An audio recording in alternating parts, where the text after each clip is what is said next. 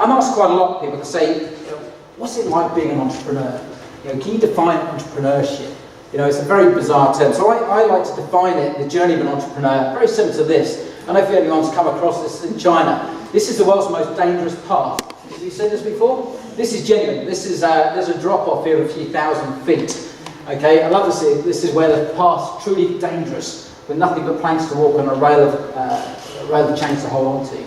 So the theory here about entrepreneurs is that our path is a little tricky. It's a bit exciting, a bit cool, but there's literally nothing below you.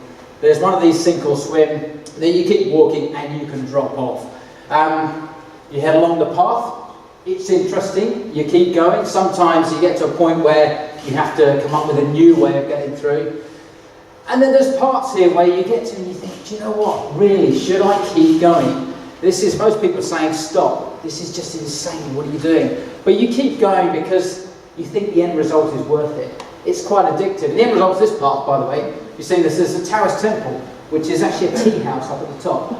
It's the most amazing thing. Literally people risk their lives. So basically, thousands of people climb the world's most dangerous path to have a cup of tea. It's essentially. The point is, millions of people don't. And I think you can see where I'm going here. Thousands of people climb this path to have a cup of tea. Well, why do they do it? Well, the thing is, they're not doing it for a cup of tea.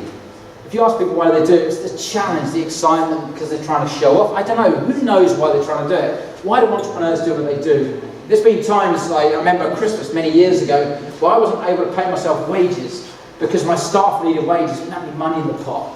And there was this self-belief, we've got to keep going. And my wife's going, are we insane? We're trying to, why do we do it?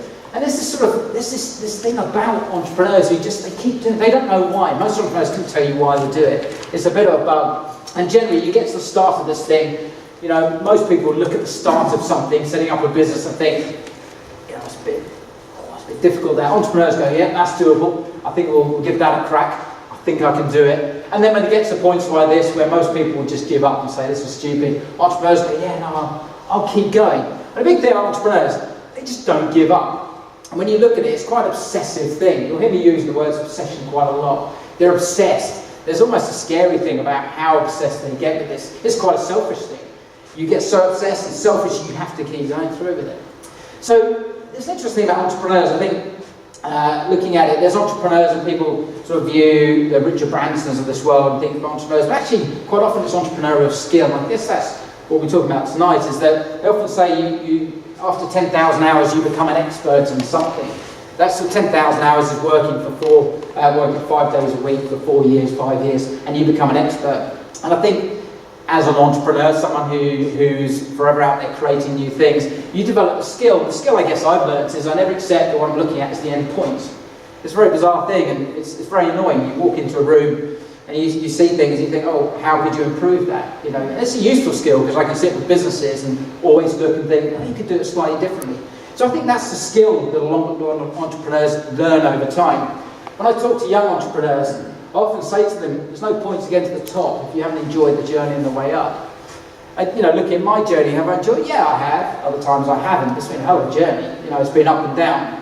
And I think definitely for the youngsters coming through, it's to remind them, actually, you've got to come and enjoy what you're doing. Because quite often entrepreneurs are built on passion.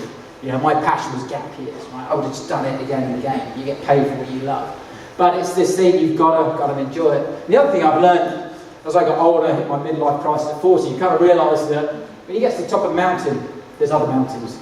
And there's part of me, I was so obsessed with the mountain that was gapyear.com, I didn't realise, there's no hark back to a guy back in, it would have been about 2000, who said to me, there might be other businesses after gapyear.com.